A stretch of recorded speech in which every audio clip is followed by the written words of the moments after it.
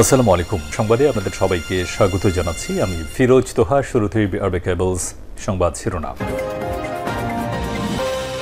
বাংলাদেশের সর্বশেষ গুরুত্বপূর্ণ আপডেট সংবাদে আপনাকে স্বাগত। শুরুতেই সংবাদ শিরোনাম, পরে বিস্তারিত। শুরুতেই জানাবো, পাকুন্দিয়ায় বিএনপির দুই গ্রুপের সংঘর্ষ। কিশোরগঞ্জের পাকুন্দিয়ায় বিএনপির দুই গ্রুপের ভয়াবহ সংঘর্ষ হয়েছে। আজ 15 ফেব্রুয়ারি বিকেলে উপজেলার চণ্ডীপাশা পূর্বপাড়া সরকারি প্রাথমিক বিদ্যালয়ের সামনে এই সংঘর্ষের ঘটনা ঘটে। সংঘর্ষে বিএনপির অনেক নেতাকর্মী গুরুতর আহত হয়েছে।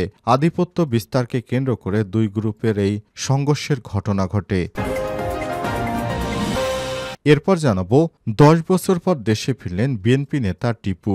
হামলা মামলা ও নিরাপত্তাহীনতায় ভুগে দীর্ঘ এক যুগ পর ছাত্র জনতার অভ্যুত্থানে ফ্যাসিস্ট হাসিনার পতনের মধ্য দিয়ে স্বৈরাচার মুক্ত দেশে ফিরে এসেছেন ঢাকা কলেজের ছাত্রদলের সাবেক সভাপতি ও মহানগর দক্ষিণ বিএনপির সাবেক যুগ্ম সাধারণ সম্পাদক আনোয়ার হোসেন টিপু। এদিকে ডক্টর মোহাম্মদ ইউনূস উপদেষ্টা মাহফুজ ও জামাতকে ইঙ্গিত করে যা বললেন দুদু।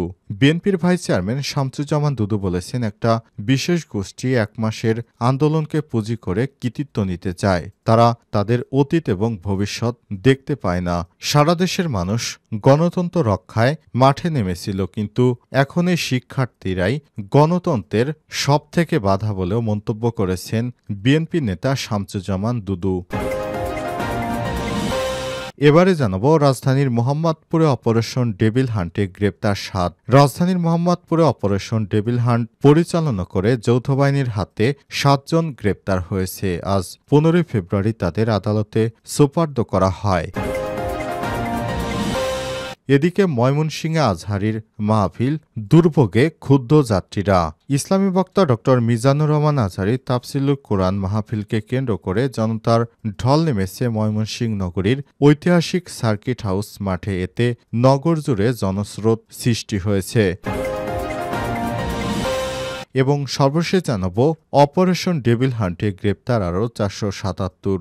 ঢাকাসহ সারা দেশে আইনশৃঙ্খলা অস্বাভাবিক পরিস্থিতি হয় যৌথ বাহিনী বিশেষ অপারেশন চালাচ্ছে, যার নাম অপারেশন ডেভিল হান্ট। গত শুক্রবারে 477 জন সহ সারা দেশে মোট 1337 জনকে গ্রেপ্তার করা হয়েছে। এ পর্যন্ত সারা দেশে অপারেশন ডেভিল হান্টে 3942 জনকে গ্রেপ্তার করা হয়েছে। প্রিয় দর্শক, এতক্ষণ শুনছিলেন সংবাদ শিরোনাম, এবারে বিস্তারিত।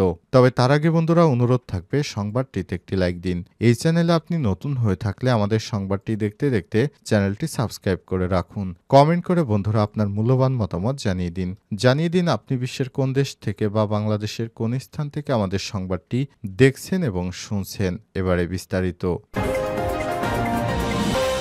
পাকুন্দিয়ায় বিএনপির দুই গ্রুপের সংঘর্ষ। কিশোরগঞ্জের পাকুন্দিয়া বিএনপির দুই গ্রুপের সংঘর্ষ আহ্বায়ক কমিটি গঠন সভা পণ্ড হয়ে গেছে। শনিবার 15 ফেব্রুয়ারি বিকেলে উপজেলার চণ্ডীপাশা পূর্বপাড়া সরকারি প্রাথমিক বিদ্যালয়ের সামনে এই ঘটনা ঘটে। এ সংঘর্ষে অনেক নেতাকর্মী আহত হয়েছে। জানা যায়, গত 30 জানুয়ারি কিশোরগঞ্জ জেলা বিএনপির নেতাকর্মীদের উপস্থিতিতে পাকুন্দিয়া উপজেলার 9টি ইউনিয়নের আহ্বায়ক কমিটি ঘোষণা করা হয়। মোহাম্মদ বদরুল আলমকে আহ্বায়ক করে চণ্ডীপাশা ইউনিয়ন বিএনপির 71 সদস্যের আহ্বায়ক কমিটি অনুমোদন দেওয়া হয়। শনিবার বিকেলে ইউনিয়নের চণ্ডীপাশা পূর্বপাড়া সরকারি প্রাথমিক বিদ্যালয়ের সামনে 3 নং ওয়ার্ড কমিটি গঠন নিয়ে আলোচনা সভা ডাকে ইউনিয়ন বিএনপি। এই সভা চলাকালে ওয়ার্ডের 2 সভাপতি প্রার্থীদের লোকজনের মধ্যে কথা কাটাকাটি থেকে সংঘর্ষের ঘটনা ঘটে। দুই পক্ষই চেয়ার নিয়ে অন্য পক্ষের লোকজনকে আঘাত করে। এতে বহু নেতাকর্মী আহত হয়েছে। পরে তাদেরকে উদ্ধার করে বিভিন্ন হাসপাতালে পাঠানো হয়। এই ঘটনা এলাকায় উত্তেজনা বিরাজ করছে। বিএনপির দুই গ্রুপের মধ্যে মাঝে মাঝেই সংঘর্ষের ঘটনা ঘটছে। দীর্ঘদিন পর প্রকাশ্যে এসে বিএনপির নেতাকর্মীরা বিশৃঙ্খলায় জড়িয়ে পড়ছে। দলীয় কোন দলের কারণেই এ ধরনের ঘটনা ঘটছে বলে মনে করছে মানবাধিকার কর্মীরা। শুধুমাত্র আধিপত্য বিস্তারকে কেন্দ্র করে এলাকার মানুষকে এ ধরনের কর্মকাণ্ডে জড়ানো কখনোই বিএনপির উচিত নয়। 10 বছর পর দেশে ফিরলেন বিএনপি নেতা টিপু। হামলা মামলা ও নিরাপত্তাহীনতায় ভুগে দীর্ঘ এক যুগ পর ছাত্র জনতার অভ্যুত্থানে ফ্যাসিস্ট হাসিনার পতনের মধ্য দিয়ে স্বৈরাচার মুক্ত বাংলাদেশে ফিরেছেন বিএনপির ঢাকা কলেজ ছাত্রদলের সাবেক সভাপতি ও মহানগর দক্ষিণ বিএনপির সাবেক যুগ্ম সাধারণ সম্পাদক আনোয়ার হোসেন টিপু শনিবার রাজধানী হজরত শাহজালাল আন্তর্জাতিক বিমানবন্দরে পৌঁছানোর পর বিএনপির নেতাকর্মী ও দলীয় সমর্থকরা গাড়িবহর নিয়ে তাকে বরণ করে নেয়। এ সময় বিমানবন্দর টার্মিনালে তাকে ফুল দিয়ে শুভেচ্ছা জানায় দলটির সিনিয়র নেতাসহ বিএনপি ও অঙ্গ সহযোগী সংগঠনের বিপুল সংখ্যক নেতাকর্মী। আনোয়ার হোসেন টিপু বলেন, আমাদের আগমনকে কেন্দ্র করে এমন কিছু করবেন না যাতে দলীয় শৃঙ্খলা ভঙ্গ হয়। দেশে থাকা অবস্থায় 2008 সালে জনগণের ভোটের অধিকারের দাবিতে রাজপথে আন্দোলন করেছি। আন্দোলন থেকে দূরে রাখতে আওয়ামী লীগ প্রশাসন আমার বিরুদ্ধে 28টি মামলা দিয়েছিল। এই মামলার কারণে আমি দেশে থাকতে পারিনি। তিনি আরও বলেন, গত 16 বছরে আমাদের লাখ লাখ নেতাকর্মীর বিরুদ্ধে লাখ লাখ মামলা দিয়েছে শেখ হাসিনা। কাউকে দেশ ছাড়া, কাউকে ঘরবাড়ি ছাড়া করেছে। অনেকের বিরুদ্ধে মিথ্যা হত্যা মামলা দিয়ে হয়রানি করেছে সেই ফ্যাসিস্ট সরকার। ছাত্র জনতার আন্দোলনে গত বছর আগস্টে দেশ ছেড়ে পালিয়ে গেছে। আমরা এখন নিরাপদ ও শঙ্কামুক্ত। এখন লুটপাট ভাঙচুরের রাজনীতির সঙ্গে আপনারা কেউ জড়িত হবেন না। গত 10 বছরে একাধিকবার আওয়ামী সন্ত্রাসীরা আমাদের গ্রামের বাড়িতে হামলা, লুটপাট ও ভাঙচুর করেছে। ডক্টর ইউনূস উপদেষ্টা মাহফুজও জামাতকে ইঙ্গিত করে যা বললেন দুদু।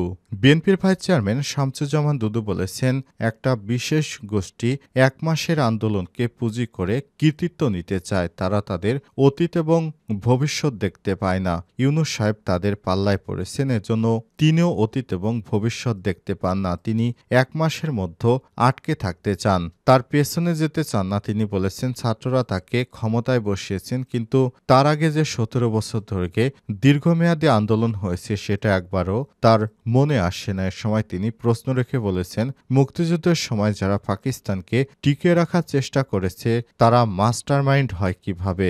শনিবার রাজধানীর জাতীয় প্রেস ক্লাবে মাওলানা আকরাম খাঁ হলে গণতান্ত্রিক জাগ্রত বাংলাদেশের উদ্যোগে দেশের বর্তমান সংকট ও গণতন্ত্রের ভবিষ্যৎ শীর্ষক আলোচনা সভায় দুদু এসব কথা বলেন। দুদু বলেন, একটি ছেলেকে তিনি স্বৈরাচার পতনের মাস্টারমাইন্ড বলে পরিচয় করে দিয়েছেন। সে যদি 1 মাসে এত বড় পরিবর্তন করে দেখাতে পারে তাহলে কেন 6 মাসেও জিনিসপত্রের দাম কমাতে পারছে না? আইন শৃঙ্খলা নিয়ন্ত্রণ আনতে পারছে না কেন? আইন শৃঙ্খলা বা খাদ্যের মাস্টারমাইন্ড হতে পারছে না?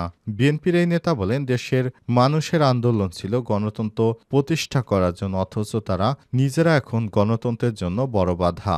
জনগণ চায় যথাসময়ে জাতীয় নির্বাচন হোক, সেটা হতে দিতে চায় না এই ছাত্ররা। একটি ইসলামী রাজনৈতিক দলের প্রতি ইঙ্গিত করে দুদু বলেন, দুদু সরাসরি জামাতকে ইঙ্গিত করে বলেছেন, আপনারা ব্যাংক দখল করেছেন, বিশ্ববিদ্যালয় দখল করেছেন, ভবন দখল করে নিয়েছেন, হাটবাজার দখল করছেন।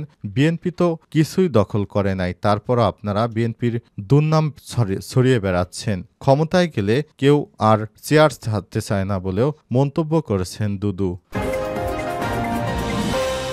মোহাম্মদপুরে অপারেশন ডেভিল হান্টে গ্রেপ্তার 7। রাজধানীর মোহাম্মদপুরে অপারেশন ডেভিল হান্ট পরিচালনা করে 7 জনকে গ্রেপ্তার করেছে সেনাবাহিনী এবং পুলিশ। শনিবার 15 ফেব্রুয়ারি তাদের আদালতে সোপর্দ করা হয়েছে। ডিএমপির মোহাম্মদপুর জোনের সহকারী পুলিশ কমান্ডার এসি একেএম মেহেদী হাসান এই তথ্য নিশ্চিত করেছেন। গ্রেপ্তারকৃতরা হলেন আকাশ 25, সেলিম 24, রাকিব 29, ইমন 24, রতন 26, স্বপন 24 ও হিরু মিয়া 45। শুক্রবার 14 ফেব্রুয়ারি রাতভর মোহাম্মদপুর থানার বিভিন্ন এলাকায় সাঁড়াশি অভিযান চালিয়ে তাদের গ্রেপ্তার করা হয়েছে। সহকারী পুলিশ কমিশনার একেএম মেহেদী হাসান জানান, শুক্রবার রাতভর মোহাম্মদপুরে সাঁড়াশি অভিযান চালিয়ে ডাকাতি প্রস্তুতি ও ছিনতাইয়ের প্রস্তুতির অভিযোগে 7 জনকে গ্রেপ্তার করা হয়েছে। তাদের মধ্যে ডাকাতি ও ছিনতাইয়ের অভিযোগে 3, চুরির অভিযোগে 1 জন ছাড়াও সন্ত্রাস বিরোধী মামলায় 1 জনকে গ্রেপ্তার করা হয়। 151 ধারায় 1 জন ও ডিএমপির অধ্যাদেশে 1 জনকে গ্রেপ্তার করা হয়েছে বলেও জানিয়েছেন তিনি। সারা দেশে অপারেশন ডেভিল হান্টে বিভিন্ন এলাকায় চোরা কারবারি, মাদক কারবারি, আওয়ামী লীগের সন্ত্রাসী ও ছিনতাইকারী ডাকাতদেরকে গ্রেপ্তার করা হচ্ছে। এরই ধারাবাহিকতায় মোহাম্মদপুরে অরাজকতার কারণে এলাকাটি বেশ উত্তপ্ত হয়ে ওঠে শেখ হাসিনার পতনের পর। এরপরই সেনাবাহিনী অপারেশন ডেভিল হান্ট পরিচালনা করে, আর এই অপারেশনে এক এক করে ডেভিলদের ধরা হচ্ছে বলেও জানিয়েছে আইনশৃঙ্খলা রক্ষাকারী বাহিনীর সদস্যরা। তারা বলছে, সারা দেশে আমাদের এই সাঁড়াশি অভিযান চলমান রয়েছে। এ পর্যন্ত কয়েকদিনে অপারেশন ডেভিল হান্টে সারা দেশে প্রায় ৪,০০০ জনকে গ্রেপ্তার করা হয়েছে বলে জানিয়েছে পুলিশের হেডকোয়ার্টার্স।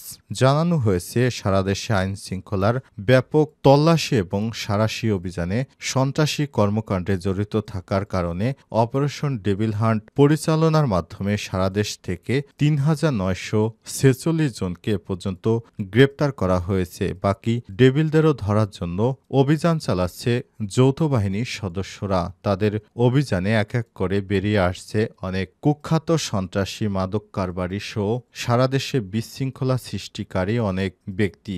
এদেরকে আইনের আওতায় আনার জন্য নির্দেশ দিয়েছে অন্তর্বর্তীকালীন সরকার। এরপরই ব্যাপকভাবে সারা দেশে এই অভিযান শুরু হয়েছে বলেও জানা গেছে।